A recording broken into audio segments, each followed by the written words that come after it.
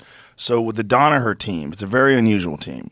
I know you've covered Gordon and his steroid use and all that jazz. And what I like about Gordon is he's fucking super open about it. You know, he's not hiding shit. Yeah. He's like, look, everybody does it. This is what I do. I'm the best. Yeah. And everybody's like, but no. Yeah. But what they do is they train 365 days a year. It's wild. Yes. And that's one of the reasons why you need steroids. Yeah. Like, that is not physically possible with a normal endocrine system to be recovering from 6 and 8 hour workouts every day, 365 days a year. You're going to get breakdown. There's just no, I mean, I don't give a fuck how many ice baths you take. Yeah. You know, these guys are training all day long. They're doing different levels of training, right? So they're doing weightlifting training.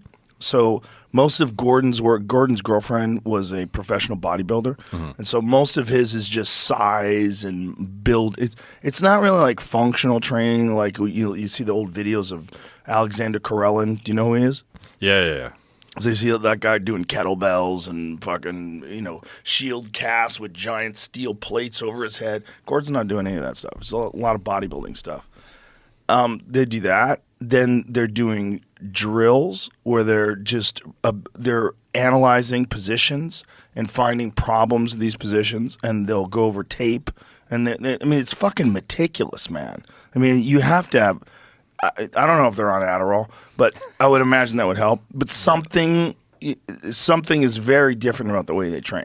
And then they're drilling, and then they're doing live sparring. So they're rolling, they're going from certain positions.